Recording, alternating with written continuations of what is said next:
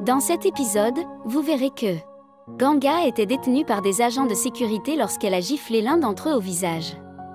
Voyant ceci, Salouk a crié et a dit « Emmenez-la dans la chambre et enfermez-la ». D'autre part, Sagar, Janvi et Sahil étaient assis dans le train et jouaient à un jeu sympa. Ils ont remarqué un homme gronder continuellement sa femme et ses filles. Janvi dit alors à Sagar « Cet homme n'est-il pas, avez-vous honte? Je devrais aller lui donner une leçon. Il ne devrait pas parler ainsi aux filles. » Sagar répondit « Avez-vous le courage d'aller le combattre et de lui donner une leçon?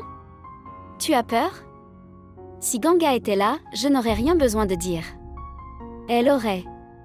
Je l'ai déjà redressé. Vous ne pouvez pas être Ganga parce que vous et Ganga êtes différents. Ganga n'a jamais reculé devant personne.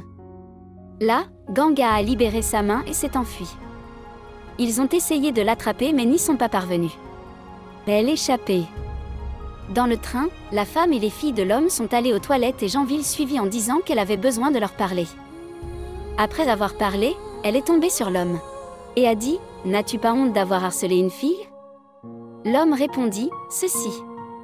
Jour, les filles ne portent pas de vêtements convenables et ensuite blâment les autres. » Voyant cela, Sagar pensa à lui-même, allez, Janvi, n'abandonne pas Ganga, ne s'est jamais incliné devant personne et a toujours à crier le mal pour le mal.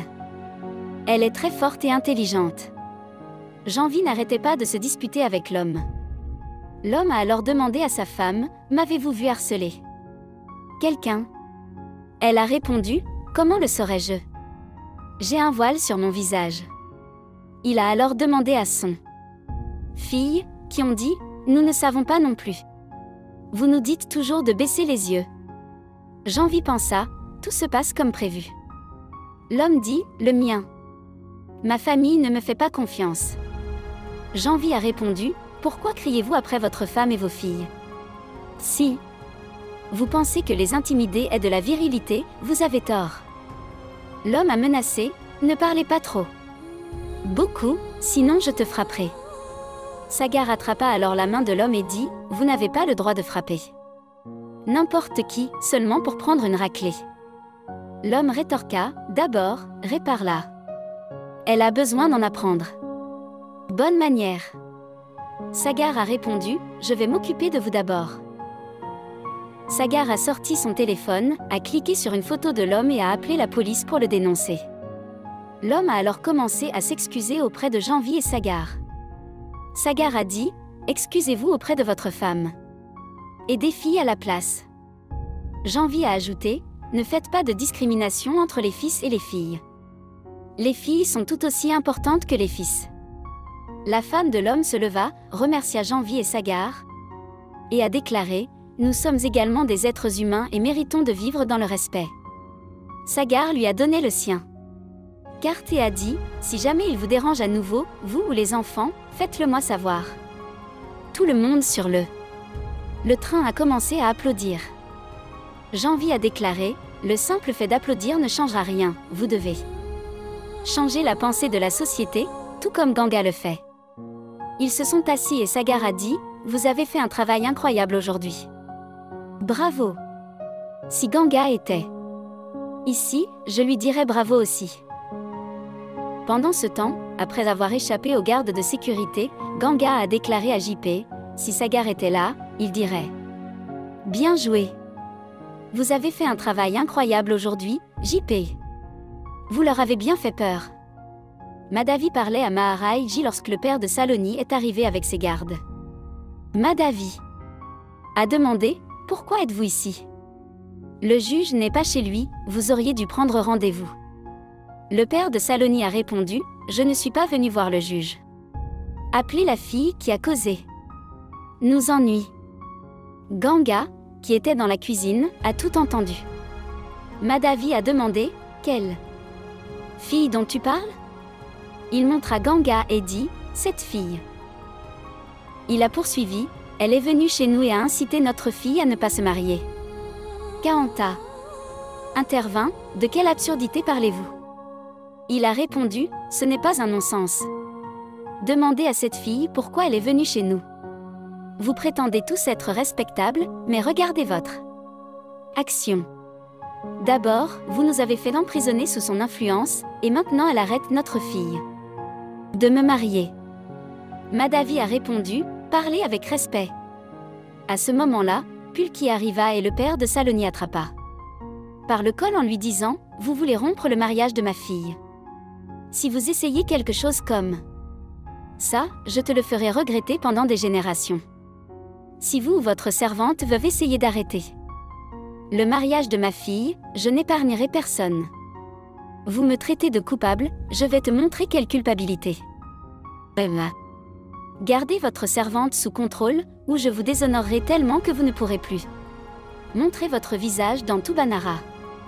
Ne pense même pas à épouser ma fille.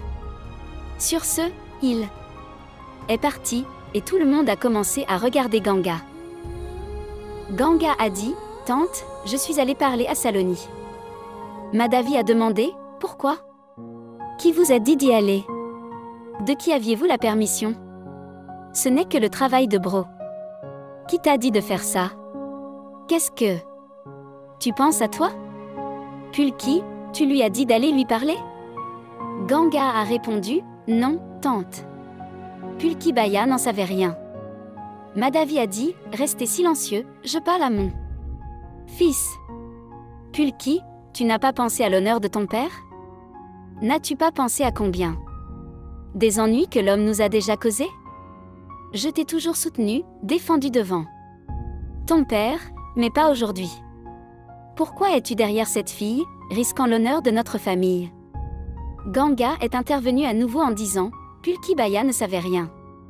Je suis partie seule. Parce qu'il tient beaucoup à Saloni. Alors, j'ai pensé. Madhavi l'interrompit avec colère, Ganga. Grand-mère a dit, je savais que cette fille allait certainement causer des ennuis.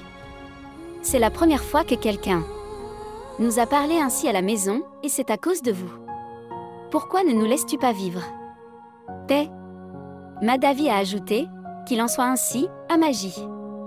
Quand notre propre peuple nous laisse tomber, qui pouvons-nous blâmer? S'il ne s'en prenait pas à cette fille, cela ne serait pas arrivé. Pulki, quoi que tu fasses, est faux. Oubliez Saloni. Vous connaissez votre père, il n'approuvera jamais cette relation. Tout le monde sait que ce n'est pas une bonne personne. Il a fait toutes sortes de mauvaises choses, et tu veux faire de sa fille notre belle-fille? Cela ne pourra jamais arriver. Votre père ne sera jamais d'accord. Oublie-la. Madhavi a essayé de raisonner Pulki, qui s'est éloigné tranquillement.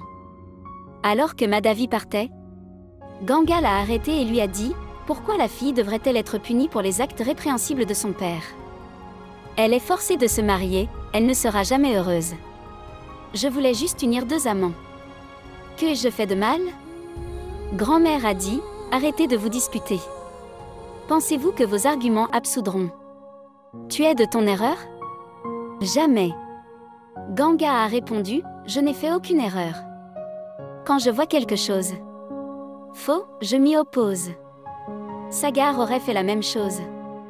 De derrière, Niranjan a dit, qu'a dit Sagar? Grand-mère pensait que s'il le découvrait, il se mettait très en colère, alors elle a dit, nous pensions juste à Sagar. Niranjan a dit, c'est. Ce doit être Ganga qui a mentionné Sagar parce qu'elle en parle toujours. Puis il est parti. Grand-mère a dit, il n'est pas nécessaire de dire quoi que ce soit à Niranjan, sinon cela créerait une bagarre entre le père et le père. Et mon fils. Madhavi et Dadi sont tous deux partis. Ganga pensa, l'amour est un lien de l'âme, alors comment peut-il être faux? Et si c'est faux? Alors je commettrai cette erreur. Merci d'avoir regardé. Comment avez-vous trouvé cette critique?